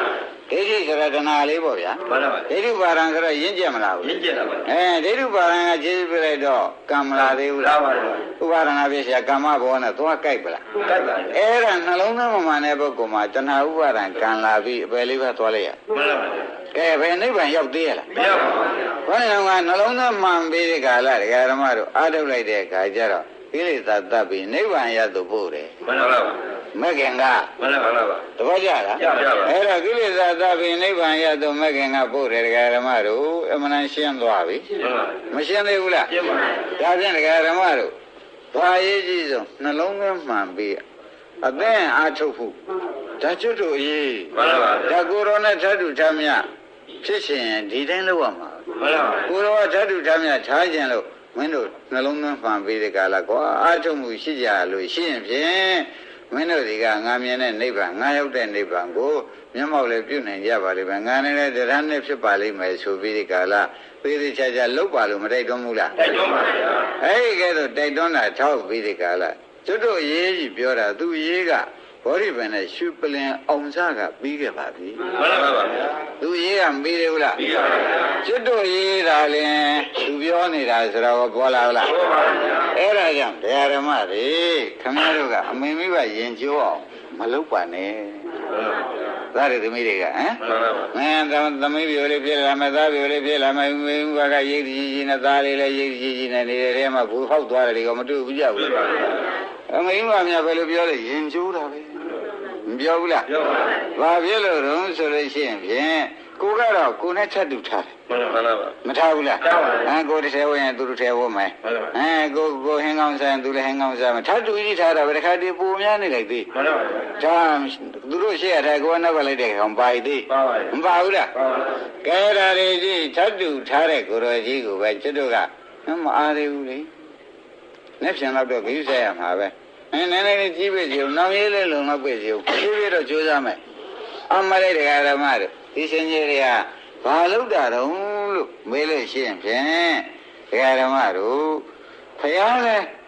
ထပ်တူထားတဲ့ကိုတော်ကြီးကိုလေရင်ကျိုးအောင်လုပ်တာတစ်မျိုး မှန်ပါဗျာ ဥက္ကမောင်ဘာတော့ ဘုရားလည်းထားတယ်ကိုတော်ကြီးရေကြောင်း ထပ်တူထားတဲ့ကိုတော်ကြီးကိုလည်းရင်ကျိုးအောင်လုပ်တာကတစ်မျိုးကိုလည်းကြောက်သေးသွားနိုင်စီသွားပြရစီအောင်လို့လေကျွတ်တို့အတင်းပြေးတာကလည်းတစ်မျိုး မှန်ပါဗျာ ကိုလည်းကြောက်သေးအတင်းသွားပြရစီအောင်လို့ ပြောပါဗျာ မပြောတာလေးပြောပြီးခဲ့တော့ပြေးနေတာအတင်းပြေးတာကလည်းမသေးကြလား ပြရပါဗျာ အဲ့တော့ကိုအတင်းပြေးတဲ့အလုပ်လဲကိုမသေးကြတယ် မှန်ပါ ကိုကထပ်တူထားတဲ့ကိုတော်ကြီးကိုလည်းရင်ကျိုးအောင်လုပ်တယ်ဆိုတော့ဥက္ကမောအတော်ဆိုးတယ် ဆိုပါဗျာဆိုပါဗျာ တရားဓမ္မတွေမဆိုးဘူးလား ဆိုပါဗျာ စင်ကြီးတွေမလဲကြနဲ့နော်အိမ်ကြလာလို့ရှိရင်ခင်ဗျားတို့စင်ကြီးတွေကတော့ပေါ်လိမ့်မယ်စင်ကြီးအသိပေါ်တဲ့လူတွေစင်ကြီးအသိပေါ်တာကသူ့စင်ကြီးကလည်းတကယ်ကိုဗျာခက်လိုက်တဲ့စင်ကြီးမှမပြောပါနဲ့ခိုးလဲခိုးသေးရဲ့ကျုံမခိုးပါဘူးမိုးချိုးပြစ်သေးပြစီတော့ချိန်နံနဲ့အတူတူဖြစ်နေ မှန်ပါ ခိုးလဲခိုးတာမိုးချိုးပြစ်သေးပြစီတော့သေအောင်ရှိတာပဲ မှန်ပါ ဒီလေးပဲမရဘူးလား ရပါဘူး အဲ့ဒီတော့ပြည့်ပြီးဒီကလာနေတော့ဒကာရမတို့ခမည်းတော်စင်ကြီးလဲတာထပ်တူထားတဲ့ကိုတော်ကြီးကိုလည်းထော်တော်ကန်းလာလုပ်ခြင်းကြောင့်ကိုတော်ကြီးရင်ကြောအောင်လုပ်တယ်ဆိုရင်လည်းမလွယ်ဘူး မလွယ်ပါဘူး ကိုယ်တိုင်အပယ်တို့ဒိုင်းတိုင်းပြေးတဲ့အလုပ်ဟုတ်ပါတယ်ဆိုရင်ဟော မလွယ်ပါဘူးဗျာ အဲ့တော့ခင်ဗျားတို့ကဘုရားလည်းမကြည်ညိုကိုလည်းမတနာဆိုတော့လူဟုတ်ပါဘူး ဟုတ်ပါဘူး ရင်းပြီလားဘုရားလည်း မညို့ပါဘူး ကိုယ်လည်း မှန်ပါ ဟာမတန်ဒါဘယ်ထဲသုံးချက်ကြ သိတာဖြစ်တယ် ရင်းမိကြလားအမလေးတရားဓမ္မတွေစကားတက်လို့ပြောတာမဟုတ်ပါဘူးကိုဖြစ်စဉ်လဲတွေးကြည့်ကြမှာဟုတ်ပါဟုတ်ကလား ဟုတ်ပါဘူး ခင်ဗျားတို့ဒီကေတဲ့အမတမဆိုးရတဲ့ဖြစ်ကအခုလိုကိုရောကြီးထပ်တူထားတဲ့ပါဠိတော်ကြီးတွေးတော်မှာဥက္ကမောင်ကိုဆိုးရတာပေါ်လာတာ မှန်ပါဗျာ ပေါ်လာဘူးလား ဟုတ်ပါဘူး ကိုင်းတာဖြင့်တရားဓမ္မတို့ခုနကစကားလဲသုံးမခံကြပါနဲ့ရှက်เสียလဲကောင်းပါတယ် မှန်ပါ ဟုတ်လားခင်ဗျားလည်းပါတော့ မကြည့်ညို့ မကြည်ညိုကိုလည်းဘယ်ခင်ဗျားတို့ဘယ်မှနေလို့မှဒီစကားသုံးလို့ကောင်းမှာ ကောင်းပါ အိမ်သေးလည်းသုံးမကောင်း မှန်ပါဗျာ အိမ်နေသုံးနေလို့ရှိရင်ပေါ်ညာရိုးတွေချပလိုက်ကြတော့ဟုတ်ဘူးလားအိမ်နေမှာဒီတိုင်းနေမယ်ဆိုရင်ညာရိုးရောကိုရိုကြီးရွှတ်ပါစီတော့တခြားသက်ပို့လိုက်တော့ဥက္ကမောင်ကြီးဘာလို့တော့ဆိုလို့ရှိရင်ဘုရားလည်းပါတော့ မကြည့်ညို့ပါ မကြည်ညိုဘာလို့အိမ်မော်တင်တာတော့မြတ်ဆိုင်မှုဆွဲုံတင်တာလားဟုတ်ဘူးလား မှန်ပါဗျာ ကိုယ်ကိုယ်လည်းမသနာလို့ရှိရင်ခင်ဗျားတို့ကဲအဝတ်ကိုမောနဲ့သေခြင်းသေနေခြင်းနေဟုတ်လား မှန်ပါဗျာ ဒီလိုပဲနေဖို့မကောင်းဘူးလား ကောင်းပါဗျာ ကဲတော့ခင်ဗျားတို့ကအတော်ဆိုးရနေတယ် ဆိုပါဗျာ ရှင်းမလားဒါပြန်ဒီကရှိပညာအောင်ဗျာဘုရားလည်းကြည်ညိုကိုယ်ကိုယ်လည်းသနာကြပါဦးဘယ်လိုပါပါလဲ ဘုရားရုပ်ကိုယ်လည်းသနာပါ ဒါအရွယ်ကြီးတွေမပြောရတာနော်ရှင်းပြီလားဘယ်သူမပြောရတာလဲအရွယ်ကြီးတွေမပြောနေရတာဓမ္မတို့ခိုင်းဒါဖြင့်ဒီတိုင်းပြောနေတော့အိုးကျွတ်တို့ဗုဒ္ဓဘာသာပါကျွတ်တို့ငယ်ကတဲ့အမင်းမိဘကိုကရိုးရပါဟာဘာရိုးရတော့ညာရဲ့ဘုရားမောဖျားထားတာရိုးရလားကန့်လန့်ရိုးရလား မေးဖို့မလိုဘူးလား ပြောပါလေ ဘုရားထားတဲ့ရိုးရကတမျိုးဘုရားရှိကမ်းလာလောက်တာက တမျိုး ဒါပြန်ကိုယ်ရကမ်းလာလောက်တာနဲ့ရှေ့တင်ကမ်းလာလောက်တာဘယ်သူမှမိုက်တော့ရိပ်နေဗလားအတော့ဆုံးနေဘူးလားကဲပေါ်လာတဲ့ဓမ္မတို့အဲ့ဒါကြောင့်ဒီနေ့ဘုရားခင်ကိုရမကြီးထပ်တူထားတဲ့အတိုင်းခင်ဗျားတို့ကငါပြန်မဲရှံပြီးယောနိတော်မဏိခါရယောနိတော်သမဗရဏအနုတ္တရဥမုတ်တိအနုပ္ပတ္တာအနုတ္တရဥမ္မတိပစ္စည်း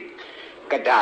သိချာဟောတာပဲ ဟုတ်လား ငါအသင့်အသင့်နှလုံးသွင်းအသင့်အသင့်အားထုတ်ကြောကြောင့်အတုမရှိတဲ့နိဗ္ဗာန်ကြီးအရုတုမရှိတဲ့ရတ္တဖို့ကြီးကိုမျက်မှောက်လည်းပြုနိုင်ပါလေရောက်လည်းရောက်ခဲ့ပါတယ်ကွာငါဤတိသားများလေငါကဲ့သို့ပဲအသင့်အသင့်နှလုံးသွင်းပြီးအသင့်အသင့်အားထုတ်တူရှိဖြင့်ငါနဲ့ထပ်တူထားမြထားတော်ရောထားပါတယ်ဒီတိုင်းဖြစ်စေခြင်းနဲ့ဆန္ဒတကယ်ကိုပြင်းပြပါတယ်လို့သေချာမပြောဘူးလား ပြောပါလား ပြောတော့ဒီတစ်ခုကျွတ်တော့မလုပ်ထိုက်ဘူးလား လုံးလိုက်ပါလေဗျာ နှလုံးသွင်းပါမှုရဲ့အားထုတ်မှုသဘောကျဘယ်လိုလုပ်သင့်လဲ အားရထုတ်ဖို့ကောင်းပါ နှလုံးသွင်းပါမှုအားထုတ်မှုဒီတဲ့ကိုယ်တော်နဲ့ထပ်တူထားမြထားတဲ့အလုပ်ကိုကျွတ်တော့လုပ်ဖြစ်တာပဲအဲ့တော့ကိုယ်တော်ကြီးလည်းကြီးညိုရမရောက်ဘူးလား ရောက်ပါလေ ကိုယ်ကိုယ်ကော သနာရောက်ပါဗျာ ကိုယ်တော်လည်းကြီးညိုကိုယ်ကိုယ်လည်းသနာဆိုလို့ရှိရင်ဖြင့်ကိုယ်ကိုယ်သနာတဲ့အတွက်လည်းအပယ်လွတ်တယ် မှန်ပါလေ ဘုရားကြီးညိုတဲ့အတွက်လည်းကျွတ်တော့ခမရတို့ဒီကားလို့ရှိရင်ခြေစွတော်ဆုံးဂုဏနာနာဖြစ်တဲ့ကိုရောမြတ်ကြီးသည်မြတ်နိုးတော်မူတယ်။ဘာတော့ဓမ္မနဲ့ပူဇော် မှ ကို န်ပါမှန်ပါ ဒီနေ့ကပြောပြီးပြီနော် ပြောပါဗျာ ။ပူဇော်ရကပူဇော်တယ်ဘာပူဇော်တာနဲ့ကြိုက်ဆုံးတော့ ဓမ္မနဲ့ ဓမ္မနုဓမ္မဝတိပါတိကျင့်ပြီးပူဇော်တာကြိုက်ဆုံး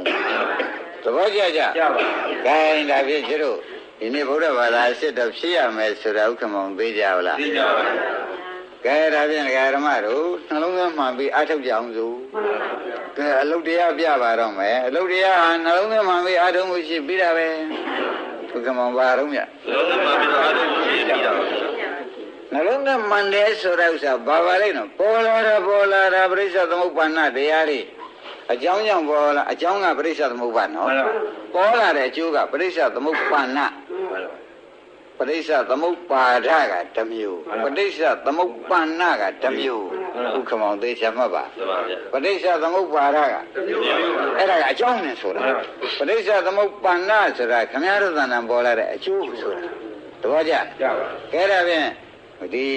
ခမည်းတော်မြင်စိတ်ကလေးကပေါ်လာတဲ့အကျိုးမနေဘူးလား ဒီပါလေ အမြင်အောင်အထုတ်တော့သူပေါ်ခြင်းရဲ့အကြောင်းကပရိစ္ဆေသမုပ္ပါဘယ်လိုတော့အာယုံ द्वार ကပရိစ္ဆေသမုပ္ပါမြင်လာတဲ့စိတ်ကလေးကပရိစ္ဆေသမုပ္ပါဟုတ်လားပရိစ္ဆေသမုပ္ပါဏ မှန်ပါပါ ရှင်းမလားအဲ့ဒီပရိစ္ဆေသမုပ္ပါဏဖြစ်တဲ့တရားလေးဟာခမည်းတော်ဩဒါလေးဟာခန္ဓာလေးပေါ်လာပေါ့ခန္ဓာလေးပေါ်လာပေါ့လို့သိအောင်လုပ်နေပါ မှန်ပါ ဒီလိုဆိုတော့ဥပါရင်တို့ယောနိသမဏိကာရစိုက်ပလား စိုက်ပါဗျာ ဓမ္မပေါ်လာတယ်ဓမ္မပေါ်လာတယ်လို့သိရင်စိုက်ပလား စိုက်ပါလေဗျာ ဘုရားခင်ကိုရုံးပဲကျငါလည်းဒီလိုနှလုံးသွင်းတာပဲကွာ မှန်ပါ ဦးသူဝန်တာတာပေါ့ မှန်ပါ သူဝန်တာတာပေါ့တရားဓမ္မတို့အမင်းကများကလေးလေးတွေကိုလက်ကလေးမြောက်ပြီးကာလလမ်းသွားများတင်တဲ့ခါကျတော့သူလည်းသွားတာပဲကလေးလေးလည်းသွားရပြီဆိုပြီးဒီကာလအမေကလည်းဝန်တာရှာတယ်ပြုံးချတယ် မှန်ပါ မပြုံးဘူးလား ပြုံးပါလေ သူကလည်းလမ်းသွားပြတယ် မှန်ပါ ကလေးလေးကလည်းလမ်းသွားပြီးလက်ကလေးဆွဲပြီးလမ်းသွားတဲ့ခါကျတော့မင်းကများဘာဖြစ်သွားလဲ ပြုံးပါဟုတ်ပါ ဟိုတန်းလူသွားလို့ဝန်တာတာ မှန်ပါလား သွားလို့ဝန်တာတာ ဓာတ်ညွှန်သွားလို့ တန်းလူသွားလို့ဝန်တာတာဒီမှာလည်းခင်ဗျားတို့နှလုံးသွင်းမှန်ရင်ကိုရောကြီးကဝန်တာနေပြီ မှန်ပါ ဒကာဓမ္မတို့ပရိစ္ဆေသမုပ္ပါဏတရားလေးပေါ်လာတာသူတို့ပရိစ္ဆေသမုပ္ပါဏတရားပေါ်ပြီလို့သိလိုက်တာကိုပဲခொနကသွားရပိဆိုသလိုပဲဝန်တာပြီ မှန်ပါ အမေလုပ်တဲ့ပုဂ္ဂိုလ်ကကလေးလေးအတွက်သွားရပိဆိုရတာကိုဆိုလဲဆိုရသေးတယ်ဝန်လာတာရဲ့ဖက် မှန်ပါပါဗျာ ဒီတိုင်းမနေဘူးလား ဒီပါဗျာ အသွားလဲသင်တယ်ဝန်လာတာ မှန်ပါ ဒီမှာလဲကိုရောကြီးကဒကာဓမ္မတို့ဘုရားသခင်ကိုရမကြီးရဲ့နှလုံးသွင်းမှန်ဖို့အလွန်ရေးကြည့်တယ်ဆိုတာကိုနှလုံးသွင်းမှန်သွားတော့ဘုန်းကြီးတို့ကရောဘုရားကရောအရေးကြည့်ပြီးဝန်တာတာပဲ မှန်ပါ ရှင်းကြပါလား ရှင်းပါ ကောင်းပြီဒါဖြင့်ဒကာဓမ္မတို့ပေါ်လာတဲ့မြင်စိတ်ကလေးဒီကားလို့ဆိုလို့ရှိရင်ဖြင့်အကြောင်းကြောင့်ပေါ်လာတာမဟုတ်လား မှန်ပါဗျာ ဥပါဒံအာယုံ द्वार မရှိပဲနဲ့ မပေါ်ပါဘူးဗျာ အာယုံ द्वार မရှိပဲနဲ့ဘယ်ဝိညာဉ်နဲ့ခန္ဓာပေါ်အောင်လို့မရဘူးဒါဖြင့်ဒကာဓမ္မတို့နှလုံးကမှန်မလား မှန်ပါ ဝိညာဉ်နဲ့ခန္ဓာလေးပေါ်လာတယ်နော်သူမြင်တာလားငါမြင်တာလားခန္ဓာကမြင်တာလား မှန်ပါဗျာ ပုဂ္ဂိုလ်သတ္တဝါများရောနေသေးလား မရောပါဘူးဗျာ မရောတော့ပါဘူးဒါအကြောင်းကြောင့်ဖြစ်တဲ့အကျိုးတရားလေးကမြင်နေတယ်ဆိုတာကိုသိကြပါလား သိကြပါ အကြောင်းကြောင့်ဖြစ်တဲ့အကျိုးတရားလေးကမြင်နေတယ်သိကြဖြင့်လည်းဝိသိကိစ္စကလွတ်သွား မှန်ပါ ဒ မြင်တဲ့တရားတွေကခန္ဓာကမြင်တယ်လို့ဆိုဖြင့်ဒိဋ္ဌိကလည်းလွတ်သွားတယ် မှန်ပါ ဝိသိကိစ္စလွတ်ဒိဋ္ဌိလွတ်ဆိုတော့နှလုံးသွင်းမှန်လို့ဒါလွတ်သွားတာ မှန်ပါ ဥပါရင်ဘာကြောင့်ပါလဲ နှလုံးသွင်းပါ ဒီတရားမျိုးကိုဒီလိုများစောစောစီးစီးအတွေ့ရင်မွေးစားကတွေ့ရင်သောတာပန်တိမဲ့ပုဂ္ဂိုလ်ကြီးပဲ မှန်ပါဗျာ မတရားပဲဟုတ်လား သိရပါ နှလုံးသွင်းကငကောမှန်းလာပေါ့ဗျာ မှန်ပါ နှလုံးသွင်းငကောမှန်းလာတော့ကုတုတိုင်းတိုင်းလုံးလို့ဖြစ်သွားမှာပဲကုတုတိုင်းမှာတိုင်းလုံးတစ်ခါတည်းသတိပဋ္ဌာန်တရားတို့အကုန်ပဲနိဗ္ဗာန်ဝင်ကြ ကိုင်းနာဖြင့်ဒကာရမတော့နှလုံးသွင်းမှန်လိုက်တာကဒိဋ္ဌိဝိသေသသေးတယ် မှန်ပါ အသင့်အသင့်အထုတ်လိုက်စမ်းဆိုတော့ဒကာရမတို့ခုနကဝိညာဉ်နဲ့ခန္ဓာလေးခဏကြည့်လိုက်တော့အပြက်ကလေးမတွေ့ဘူးလား တွေ့ပါဗျာ အပြက်ကလေးတွေ့တဲ့အခါကျတော့နှလုံးသွင်းမှန်ပြီးအထုတ်လိုက်တဲ့အခါကျတော့ရှင်းဖြင့်ဒိဋ္ဌိဝိသေသရှင်ပြီးဒီကလာဖြစ်ပြမြင်တယ်ဆိုရပြီ မှန်ပါဗျာ ဒိဋ္ဌိဝိသေသရှင်ပြီး ဖြစ်ဖြစ်မြင်ပါဗျာ ဒိဋ္ဌိဝိသေသလည်းရှင်လိုက်သေးတယ်ဖြစ်ပြကော မြင်ပါဗျာ ဒါဖြင့်ဒိဋ္ဌိဝိသေကိစ္စရှင်တယ်လေဒကာဓမ္မတို့နှလုံးသွင်းမှန်လို့ မှန်ပါ ဖြစ်ပြမြင်တာကဖြစ်ဒုက္ခပြဒုက္ခမြင်တာကမဲ့လာလို့ မှန်ပါ တပည့်ကြ ရပါဗျာ နှလုံးသွင်းမှန်မှုကြောင့်ဒိဋ္ဌိဝိသေသရှင်သည် မှန်ပါ ဖြစ်ပြမြင်မှုကြောင့်မဲ့ဝင်လာတယ်သိကြလား သိကြပါဗျာ ကောင်းပြီဒါဖြင့်ဒီလိုတိုင်းဒကာဓမ္မတွေနှလုံးသွင်းမှန်ပြီးဒီကလာအသင်အာထုတ်နှလုံးသွင်းမှန်ပြီးအသင်အာထုတ်နှလုံးသွင်းမှန်ပြီးအသင်အာထုတ်လိုက် မှန်ပါ အားထုတ်လိုက်တော့ဒကာဓမ္မတို့ပေါ်လာတဲ့တရားကလည်းခန္ဓာတစ်ခုပေါ်မှာပဲ မှန်ပါ ပြည့်တဲ့တရားကလည်းဒုက္ခသစ္စာဖြစ်ရမှာပဲ မှန်ပါ ပေါ်လာတဲ့တရားခန္ဓာ ခန္ဓာ သဘောကျလား မှန်ပါ ပြည့်သွားတော့ခန္ဓာဒုက္ခ ခန္ဓာ ဒါဖြင့်တန်ခိတ်တေနဲ့ပြင်စုပါရနဲ့ခန္ဓာပြီးဒုက္ခခန္ဓာဒုက္ခဖြစ်ပြီ မှန်ပါ သဘောကျလား ရပါ ခန္ဓာနဲ့ဒုက္ခစက်တတ်ပလား စက်တော်ပါ နှလုံးသွင်းမှန်တော့ဗါလဲဗျာခန္ဓာသိ ခန္ဓာသိတာပါဗျာ နှလုံးသွင်းမှန်တော့ခန္ဓာမသိဘူးလား သိပါပါ ပြည့်မြင်တဲ့အခါကျတော့ဒုက္ခသိဒုက္ခသိတော့ဒါဖြင့်ဒီခန္ဓာဟာဒုက္ခခန္ဓာ မှန်ပါပါ ခင်ဗျားတို့ရှုခန္ဓာသဘောလေးကဘာပါလိမ့် ဒုက္ခခန္ဓာ ဒုက္ခခန္ဓာလို့မဆိုနိုင်ဘူးလား ကိုယ်နဲ့ ဒါဖြင့်သံဃိတိနာပြင်စုပါရနဲ့ခန္ဓာပြီးဒုက္ခဆိုတဲ့ပါဠိတော်တဲ့ဝင်မဝင် ကိုယ်ပါဗျာ ကဲသိကြပါလား သိကြပါ အမတန်ဖုတ်တံပါလားဥပါရင် မှန်ပါဗျာ ပါဠိတော်နဲ့ကိုကြိုက်ပလားတကယ် ကြိုက်ပါဗျာ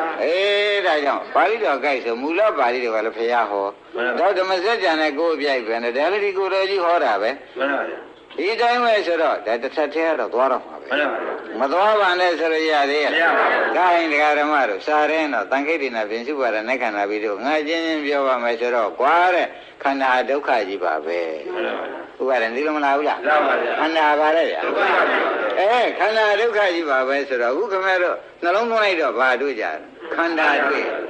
အားထုတ်လိုက်တော့ ဒုက္ခဒုက္ခ ဒုက္ခတွေ့တယ်ပေါင်းလိုက်တော့ဒီခန္ဓာဘာဖြစ်သွားလဲ ခန္ဓာဒုက္ခခန္ဓာဒုက္ခဖြစ်တော့ဒုက္ခသေးတဲ့သစ္စာသာလို့လိုက်တော့ဒုက္ခခန္ဓာကသစ္စာဒုက္ခခန္ဓာကသစ္စာပဲ မှန်ပါဗျာ ဒုက္ခခန္ဓာသာမဖြစ်သေးဘူးလား ဖြစ်ပါဗျာ သစ္စာကမဆိုင်သေးဘူးလား ဆိုင်ပါပါ ဒါရင်ဒါဖြင့်ဒုက္ခသစ္စာသိတဲ့အဓိပ္ပာယ်ကောတဲ့ဒကာသစ်တို့ကိုမြတ်ရှင်ရှင်းမလား ရှင်းပါဗျာ ဒါဖြင့်နှလုံးသွင်းမှန်ပြီးအားထုတ်မှဒါလင်းဒကာဓမ္မတို့ဖယားနဲ့ထပ်တူထပ်မဲ့ဖြစ်မဲ့ မှန်ပါဗျာ နမရင်ဖြစ်เสียအကြောင်းရှိသေးရဲ့ ရှိပါဗျာ ကောင်းပြီဒါဖြင့်ဘယ်နေရာလေးပေါ့ကြားတယ်ဒကာဓမ္မတို့ဘာခန္ဓာပေါ်တော့ ဝိညာဉ်နဲ့ခန္ဓာ နှလုံးသွင်းမှန်ပြီဒါလေးဦးကမောင်ကကြားတာလေးရှိသေးရဲ့လား မရှိပါဗျာ မရှိတာဒုက္ခရောက်သွားတယ် ရောက်ပါဗျာ နှလုံးသွင်းမှန်ပြီးဒီကလာခမရတော့နှလုံးသွင်းမှန်ပြီးအထုတ်လိုက်တဲ့အတွက်ဘယ်သစ္စာမြင်လိုက်ကြတော့ ဒုက္ခဒုက္ခသစ္စာပါ ဘယ်ဒုက္ခသစ္စာတော့ခန္ဓာဒုက္ခသဘောကျ ရပါ ဘယ်ဒုက္ခပါလဲ ခန္ဓာဒုက္ခ ဒါပြန်သံဃိတေနာပြင်စုပါရနဲ့ခန္ဓာပြီးဒုက္ခဆိုတာတွေးပြီဗျာဒုက္ခသစ္စာတွေးပြီဗျာဒီတပည့်တော်သစ္စာတခြားလားအောင်မင်းနေတယ်တပည့်တော်နှလုံးသွင်းမှပြီးအထုတ်ပြီးဒီကလာမြင်လိုက်တာလေးကဒုက္ခသစ္စာပါလားဟုတ်ပါဠိတော်လည်းအကုန်ဝင်သွားပါဗောလား မှန်ပါဗျာ ပါဠိတော်ရေးထားတာရှင်းရှင်းနေတယ်ဟိုမှာစာရှင်းနေတာဒီနောက်တခန္ဓာဒုက္ခရောက်တာ မှန်ပါဗျာ ဘုကမောင်တခန္ဓာဒုက္ခသစ္စာ မှန်ပါဗျာ သဘောကျဒါရင်လာပြန်ဓမ္မတို့အနံ့လေးနံတယ်တဲ့နံတဲ့စိတ်ကလေးနှာခေါင်းနဲ့မပေါ်ဘူးလား ဟောပါဗျာ အဲ့ဒါလေးကဘ누구ကနံတာမွေးတာတုံး ဝိညာဉ်နဲ့ခန္ဓာ ခန္ဓာဆိုကြဆိုဟုတ်လားဝိညာဉ်နဲ့ခန္ဓာပဲနော် မှန်ပါ အဲ့ဒါလေးခဏလေးစိုက်ပြီးကြည့်လိုက်တဲ့အခါကျတော့ပြတ်မသွားဘူး ပြတ်ပါဗျာ ပြတ်ဒုက္ခတွေ့သွားတယ် တွေ့ပါ ပေါင်းလိုက်ခန္ဓာနဲ့ဒုက္ခနဲ့ပေါင်းလိုက်တော့ ခန္ဓာဒုက္ခ ဒုက္ခခန္ဓာဖြစ်သွားပြီ မှန်ပါ သဘောကျလား ကျပါ ဒုက္ခခန္ဓာမဖြစ်သေးဘူးလား ဖြစ်ပါဘူး ဒါဖြင့်ဒုက္ခသစ္စာဘောခင်မောင်ရ မှန်ပါဗျာ ဒါရင်ဒုက္ခသစ္စာခင်ဗျားတို့ပိုင်ပိုင်နေနေသိတာပဲ မှ နှလုံးသွင်းကောင်းပြီးအထုတ်လိုက်တာနဲ့ဒုက္ခသစ္စာသိတော့ဒုက္ခသစ္စာပိုင်ပိုင်နေနေသိမဲ့ပဲဒုက္ခသစ္စာပိုင်ပိုင်နေနေသိမဲ့ပါဗျာသိကြပါလားသိကြပါဗျာအဲ့ဒီလိုဒါကပေါ်လာတဲ့တရားလေးသိအောင်လုပ်နေမှခမည်းတော်မက်ကလေးရမှန်တော့ဒီပြန်ဘာလို့မနေနေဒီမက်ကမရဘူးတမပေါ်လာတဲ့ဓမ္မလေးကိုဥက္ကမောင်တို့သိချာချာဒီစောင့်ကြည့်တဲ့သဘောလုံးမှနော်စောင့်ကြည့်တဲ့သဘောမှမပါဘူးဆိုလို့ရှိရင်ဖြင့်ခန္ဓာတွေ့ခန္ဓာလည်းမတွေ့ဒုက္ခကောဖြစ်နိုင်သေးရလားမဖြစ်နိုင်ပါဘူးသဘောပါပါဒါဖြင့်ခန္ဓာရောဒုက္ခရောတွေ့အောင်ဆိုတော့နှလုံးသွင်းမှန်ပြီးအထုံးမှရမယ်မှန်ပါဗျာဘယ်လိုဆိုကြပါနှလုံးသွင်းမှန်ပြီးအားထုတ်မှရမယ်ကိုင်းတာဖြင့်ဓမ္မတို့လျှာပေါ်မှာချိုးချင်းဖန်ကန်အရသာလေးတင်လိုက်တဲ့အခါကျတော့ချိုးသိစိတ်ချင်းသိစိတ်ကလေးမပေါ်ဘူးလားပေါ်ပါဗျာဘာပေါ်တာပါလဲခန္ဓာပေါ်တာဘာခန္ဓာပါလဲဝိညာဉ်နဲ့ခန္ဓာပေါ်တော့ဥက္ကမောင်ဆောင်ကြည့်လိုက်စမ်းဘယ်နဲ့နေတော့မရှိပါဘူး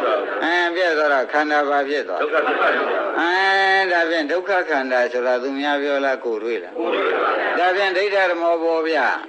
ပတ္တဓမ္မောဝိရိဒဓမ္မောပေါ်ကိုယ်တိုင်ဆုံးဖြတ်တဲ့ဒုက္ခပါလား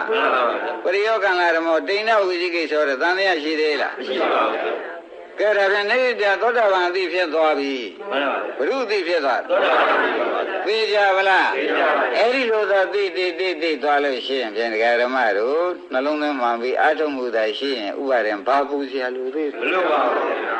ဘုရားရှိတို့ကဘလို့မြင်ကြမြင်ကြပါကဲကိုယ်ပေါ်မှာရတဲ့ဒကာဓမ္မတို့ရစိတ်ကလေးပေါ်တဲ့တစ်ခုခုနဲ့ထိလို့မဆိုရပါဘူးလားဆိုပါပါနေနဲ့ထိလို့လေးနဲ့ထိလို့ခုနဲ့ထိလို့ဟုတ်လားဖုံနဲ့ထိလို့မြေမှုန့်နေနဲ့ထိလို့ရတယ်အစရှိတယ်ဆိုတော့ဟိုပရိစ္ဆေသမုပ္ပါကအထုတ်လိုက်တော့ပရိစ္ဆေသမုပ္ပါဏဆိုတဲ့ရစိတ်ကလေးမပေါ်ဘူးလားပေါ်ပါတယ်အဲ့ဒါဘာတုံးဆိုရင်ဘယ်နဲ့ဖြစ်ကြခန္ဓာပဲဝိညာဉ်နဲ့ခန္ဓာပဲဘယ်ဝိညာဉ်နဲ့ခန္ဓာလေးဥပါရဲ့စောင့်ကြည့်လိုက်တော့ဘယ်နဲ့နေတော့ပြတ်သွားပါပြတ်သွားတာတရားဓမ္မတို့ချမ်းသာလားဆင်းရဲလားဆင်းရဲပါဒါဖြင့်ငကိုပေါ်လာတာခန္ဓာပြတ်သွားတာဆင်းရဲတယ်ဟုတ်လားဒါဖြင့်ဒုက္ခခန္ဓာဒုက္ခခန္ဓာသိကြပါလားသိပါပါဘာခန္ဓာလဲဒုက္ခခန္ဓာဆိုတော့ဘယ်ခန္ဓာပေါ်ဘာပေါ်လိမ့်မယ်ထင်ကြဒုက္ခခန္ဓာဒါဖြင့်ပါဠိတော်ရလိုက်ပါလားသံခိတ်တေနပြင်စုပါရဏခန္ဓာပြီဒုက္ခဖရာကပေါင်းဟောတာတို့ကအစိတ်စိတ်မြင်ဖို့ဆိုတော့သိကြသိကြပါမသိကြသေးဘူးလားအဲ့ဒီကဲဆိုသိတဲ့ခါကျတော့မှဒုက္ခခန္ဓာကဒုက္ခသစ္စာနော်ပိုင်နေသိတာကမဂ္ဂသစ္စာတဏှာဝင်မရှုပ်တာကတဏှာသေးနေလို့တဏှာဝင်မရှုပ်တာကတဏှာသေးနေလို့တဏှာသေးနေလို့ဒီမဲ့ခင်ကနိဗ္ဗာန်ကိုမမြင်ရဘူးလားဒုက္ခတော့အမြင်ခံရတာကនិရောဓသစ္စာသဘောကျဒါဖြင့်ဘာများလို့သေးတော့မလို့ပါဘူးကိုယ်ပေါ်မှာတရားကြည့်ဝန်းထဲမှာကြံစိတ်ကလေးပေါ်လိုက်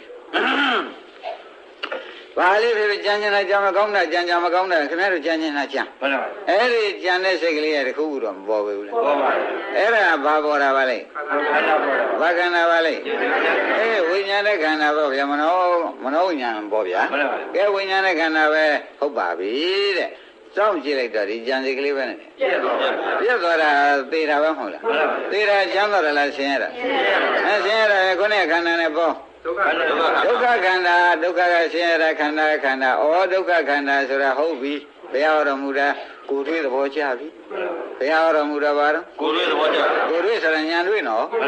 ဒိဋ္ဌဓမ္မပါဒဓမ္မဝိရိဒဓမ္မဆုံးဖြတ်ချက်ချနိုင်မလားချနိုင်ပါဘူးအဲ့ဒါသောတာပန်သိဗျသူများသိလို့ယူပြီးဒီကာလမနေကြပါနဲ့ဒကာဓမ္မတို့ရိပ်ပြီဗလား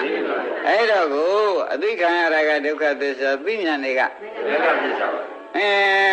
အဘိပင်ရှိတာမရှိလို့သိတာမဟုတ်လားအဘိပင်ရှိတာဆိုတဲ့တရားတွေကရှိသေးရဲ့လားမရှိတာသမှုတွေကသိသွားတယ်သမှုတွေအမိုင်မဲတွေသိသွားတယ်သဘောကျသမှုတွေအမိုင်မဲတွေသိသွားတော့ဒီခொနဲ့ကမဲ့ခင်ကနှစ်ခုမှုထမ်းတယ်ဒုက္ခလည်းပိုင်းခြားတယ်နိဗ္ဗာန်လည်းအောက်ပြုတယ်ဒီလည်းမနေဘူးလားဒါပြန်နိဗ္ဗာန်ဆိုတာလည်း तू မမြင်ရဘူးလားသူမြင်ခါတဲ့နိဗ္ဗာန်ကនិရောဓသစ္စာဆိုတော့မသိကြဘူးလားအဲ့ဒီလိုလှုပ်လို့ရှိရင်ဖြင့်မလေးတာတန်းရအဲ့တော့ဘုရားသခင်ကိုယ်တော်ကြီးငါလည်းအသင့်နှလုံးသွင်းလို့အသင့်အားထုတ်ခြင်းကြောင့်ဒုက္ခကသိင်းကြီးနဲ့နိဗ္ဗာန်ကြီးရောက်ခဲ့တယ်မျက်မှောက်ပြုနိုင်ခဲ့တယ်ကွာငါဤတပိသားများလည်းအသင့်နှလုံးသွင်းပြီးအသင့်အားထုတ်ငါကဲရောက်ပါစေဆိုတဲ့စိတ်ထားတရားနဲ့ထားပါတယ်ကွာ ဆိုတဲ့အဓိပ္ပာယ်ဟာခမည်းတော်လို့ရင်တရားနဲ့ဖြစ်မှာ မှန်ပါဗျာ တရားနဲ့ဖြစ်လို့ရှိရင်ဖြင့်ကိုရောင်မြတ်ကြီးလည်းချီညို မှန်ပါ ကိုယ်ကိုယ်လည်း မှန်ပါဗျာ တရားနဲ့ဖြစ်ရင်ဘယ်နဲ့တော့ ကိုယ်တော်ရဲ့ရှိတဲ့ရှင်ကိုပုဂ္ဂိုလ်ကသာ စင်ကြီးလဲနေလို့ရှိရင်ဘယ်နဲ့ဆိုနော် ကိုယ်တော်ရဲ့ရှိတဲ့မကြည့်ဘူး ကိုယ်ကိုယ်လည်း ကိုယ်တော်ကသာ တိရစ္ဆာန်ဖြစ်သွားပြီအဲ့ဒီကြတာမဖြစ်ပေဘူးလားဟာလူစင်စစ်ကတာတိရစ္ဆာန်ဖြစ်မခံတော့ဘူးဟာကိုရောကြီးအိမ်မောထားပြီးဒီကလာကြီးညိုပါတယ်ဆိုရလဲပါဇက်ပြောနေတယ်မပြီးတော့ဘူးအလုံးလုံးမပြီးတော့မယ်ဆိုလုတ်ပြအောင်လုတ်ပါရှင်းမလားကဲယနေ့ဒီတင်တော်ကြ